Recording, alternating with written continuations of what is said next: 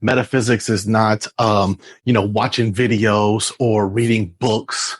You know what I mean? Someone with a spiritual practice can do these things. They can have spiritual experiences happen to them and work to figure out what that means or, why it may have happened. But a metaphysician is a scientific term. So, metaphysics is a scientific term. So a metaphysician is a scientist. So a scientist doesn't just a scientist doesn't just read a book on chemistry and suddenly they're a chemist. Yes, they have knowledge and information. They have information, really not knowledge. They have information on chemistry, on being what it means to be a scientist, but they are no scientist just by reading the book. Watching videos is not going to make you a true metaphysician. Reading books is not going to make you a true metaphysician. Be a scientist. That means conduct your own experiments. A metaphysician is one who is putting in work. Who is actively throughout the day. It doesn't have to be the whole day, but ideally, yes, there is some sort of metaphysical practice at work throughout the day. Whether it's strengthening concentration, enabling visualization, utilizing, living meditatively, whatever it is, breath work, there is some way a metaphysician can incorporate metaphysics into their life throughout the entire day. But that is the, primary source of a metaphysician's power, and what determines and defines what a metaphysician is someone who is actively putting in the practice, creating experiences for themselves. Because otherwise it's just a belief. If you watch a lot of videos or read a lot of books or talk with a lot of people about, spirituality and things, your experiences that you were having, that's just information. Those are just beliefs that you were cultivating. Maybe you're eliminating old beliefs that are no longer productive for you. And maybe you're cultivating new beliefs, but a belief is just a thought you continue to think. That's just thinking differently, and that does produce a lot, and you will change and grow through that. I'm not here downing anybody on wherever they're at and their approach and how fast they want to do it. But some people look at others and see, wow, they are growing at such a rapid pace. They are changing it. I don't even recognize this person anymore. Because they are incorporating so much into their life that they are actually actively practicing these things. So, and what I mean by that isn't just like, I wake up in the morning and I have affirmation that I say, 10 times, 100 times. That's not it. If we're talking about affirmations, the way a metaphysician will approach affirmation is saying it at the minimum 1,000 times a day for 90 days. Ideally, you want to be up to 5,000 times a day within the first 30 days. And then the next 60, it's 5,000 times a day minimum, just going. I'm worthy, I'm valuable, I deserve everything I desire. I'm worthy, I'm valuable, I deserve everything I desire. I'm worthy, I'm valuable, I deserve everything I desire. I'm worthy, I'm valuable, I deserve everything I desire. Brushing their teeth, I'm worthy, I'm valuable, I deserve everything I desire. What's going on in their head? They're not talking while they brushing their teeth, But just it's going, driving to work. I'm worthy, I'm valuable, I deserve everything I desire. I'm worthy, I'm valuable, I deserve everything I desire. And by the time you get like 2 weeks in doing this and striving to hit 5,000 words or 5,000 times a day, after about 2 weeks, you can be having full blown conversations and it's just running on its own in the background. I'm worthy, I'm valuable, I deserve everything I desire. 30 days in, you falling asleep with it going, I'm worthy, I'm valuable, I deserve everything I desire. You waking up with it, I'm worthy, I'm valuable, I deserve everything I desire. That's how a metaphysician would approach affirmations, turning it into a mantra. I have a video on that, but same thing with like breath work. If you're seeing this video by now, I'm sure you've come across plenty of different exercises for working with the breath. It's like a 6-3-6 breathing. Breathe in for 6. Hold for 3. Breathe out for 6. Or the box breathing, inhale for 4, hold for 4, exhale for 4, hold for 4. The breath of fire, the Wim Hof method, or the rhythmic breathing, or the intuitive breathing. It's an ancient practice, but these different breathing, and that's more like major leagues type thing. So you doing that, you definitely dipping your toes into being a metaphysician and going deep with it, because that's going to do a lot. But anyways, just having a regular breathing practice is one thing, but incorporating it into your life, all in major ways. And what I mean by, not just incorporating into your life, like, oh, well, anytime I kind of get upset or feel anxious, I do the long breath, like you showed me, Tarak. I mean, I don't mean just, utilizing these techniques, but I mean exactly that, being a metaphysician, being a scientist with these principles and metaphysical concepts. So what I mean by that is create a study for yourself revolving the breath. You know what I mean? I am going to give 30 minutes a day where I just give all of my attention on the breath. I'm not going to change it. I'm not going to, do any particular type of breathing. I'm just going to watch it and observe it for 30 minutes every single day for 90 days. And then I'm going to see what happens. But and that's not where it stops. I mean, you're going to be a scientist. What would a scientist do? A scientist needs to document their findings. You know what I mean? They're cultivating their own data so that they can analyze it and see what they truly discovered by the end of it. You know what I mean? So you want to do that day one. You know what I mean? It's 11:49 p.m., December 6th. It's kind of cold. I'm in a very giving state of mind. I am feeling excited. Talk about everything. It was raining earlier today, and this is the first day I'm doing this. Okay. And so you definitely want to put your emotional state and your mental state, but put as many details as you can. You know what I mean? I was wearing a hoodie and feeling very comfortable that day, and then do the exercise. And then after you're done, journal your experience. You know what I mean? What did you experience? I saw some vibrant purple smoky colors for a moment. By the end of it, I heard a subtle ringing in my ear.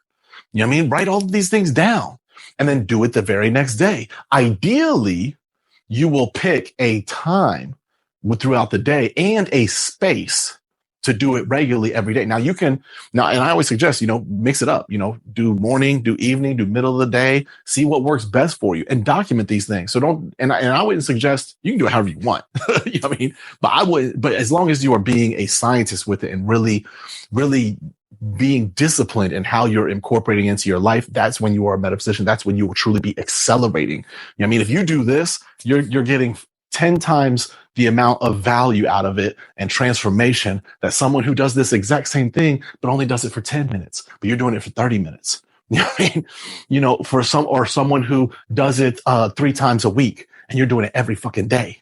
You know what I mean? And so what you want to do, what I would suggest doing if you're doing as far as like testing out different times is for 2 weeks, do it at 11 p.m. every single night in the same space. And then for the next 2 weeks, do it at 8 a.m. every morning in the same space.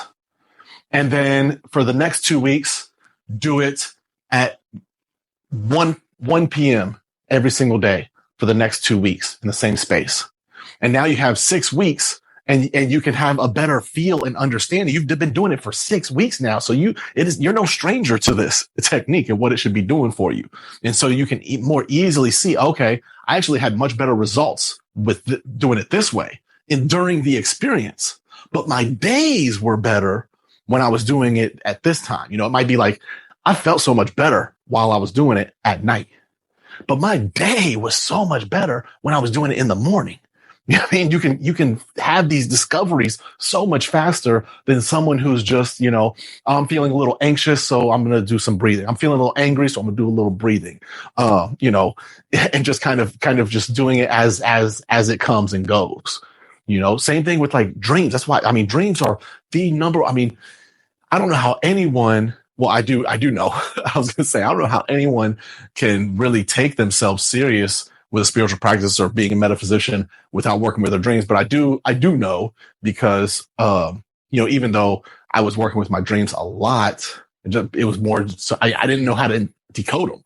So even though I knew that there was something there and I just had this epic dream and it was in the middle of all these other, major shifts and transformations I was going through, I didn't know how to decode it. So I didn't really spend that much time on it, but knowing how to decode, it's like, man, this is the number one tool that you have that's giving you a the number one most pertinent lesson that you need in life right now, where your attention and focus needs to be right now, every single day, is being delivered to you. That lesson, that focus, that game plan, that lesson plan is being given to you every single day for you to wake up and execute every single day.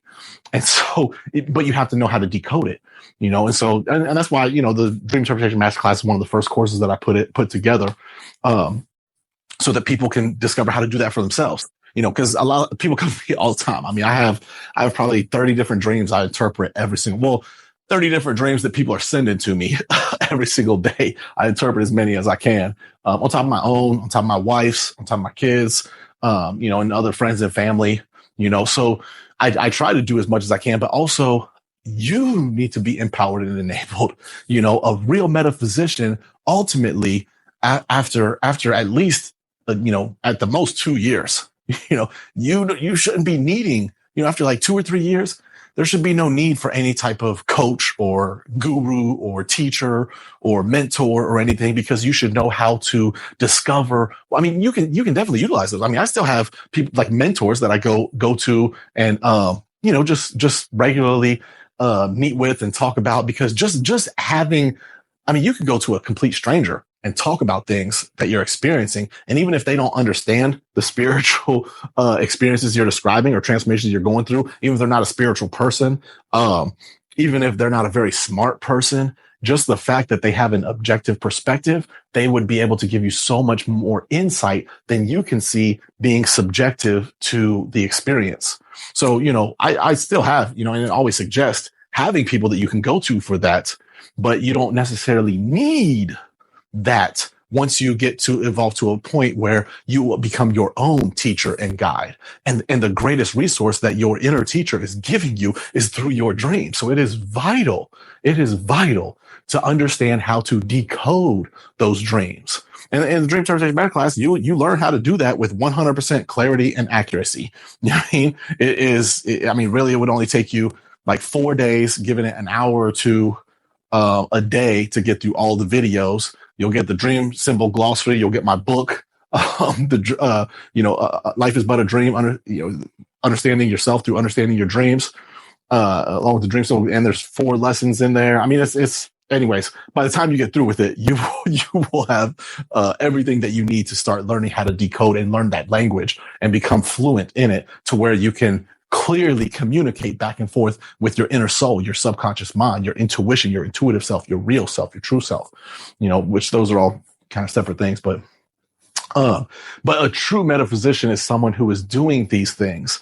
They are, looking at when things come up in life, when issues come up with other people, there is no blame going on outside of the self.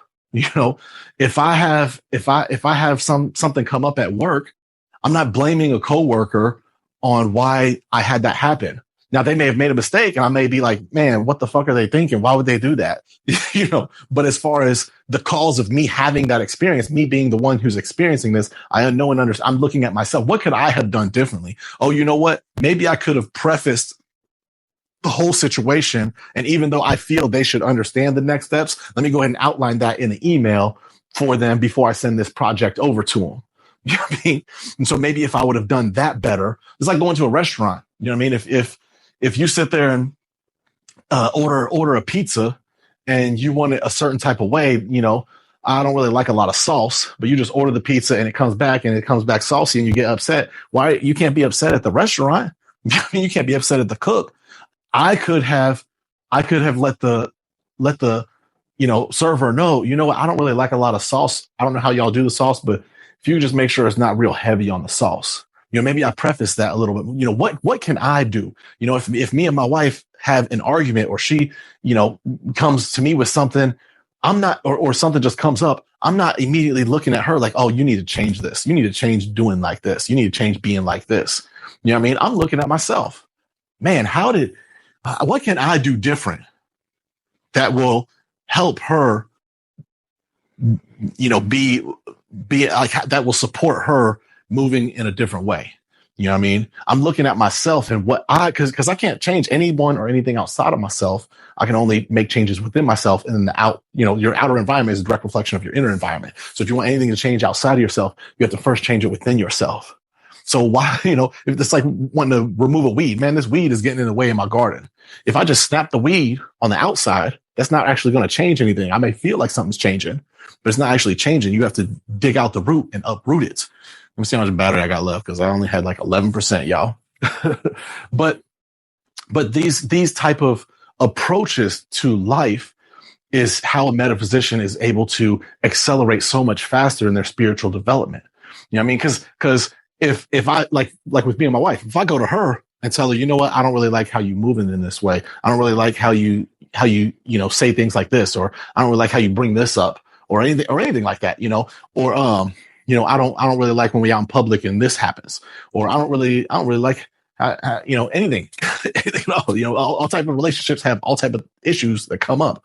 But if I go to her and I tell her I want her to move differently, that's not really going to change the problem, like change what's causing this experience that is either creating disharmony or that I don't like or she doesn't like.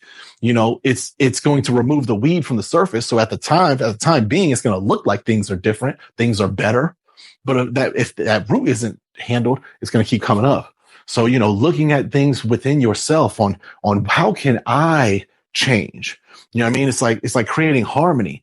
If you have two keys on a piano, like ding, dong, you don't have to be on the same level of the piano to be in harmony. You know what I mean? You've got the same notes at the top as well as at the bottom. Ding, dong. You know what I mean? I'm not a musician like that.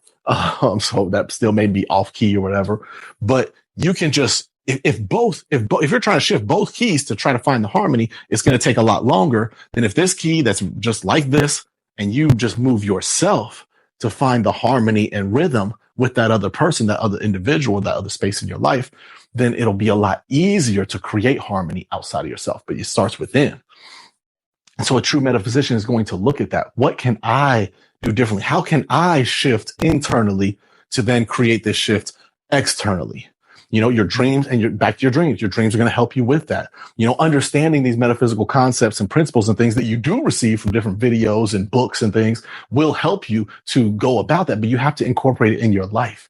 You can't just talk about it. You can't just think about it. You have to put it to practice regularly and consistently with regular discipline in order to see the results. You know what I mean? And documenting it is key. So that's the main thing that I would suggest. I mean, you can, reach out to me on whatever it is you're working with, and I can help you, come up with different, techniques or a game plan to incorporate.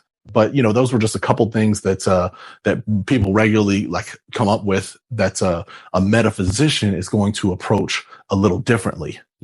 But at the core of it is essentially creating experiences for yourself, because through the law of believing and knowing, the difference between believing something and truly knowing something is experience. You know what I mean? Creating experiences for yourself is how you are going to generate knowledge, and then applying that knowledge back into your life is what true wisdom is.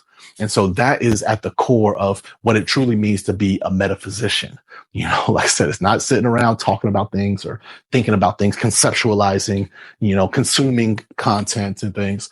That does help. I'm not down on it at all. You know what I mean? It has its place.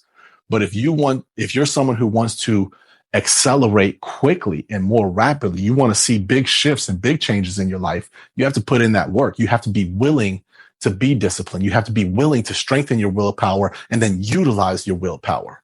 You know what I mean? So if you want to know more and more ways to do that, and, this is only 20-minute video, so I can only go so deep on so much, but, I would want to go deeper, but I got like 3% left. So, hit the link in the description to work with me. Check out the mentor program.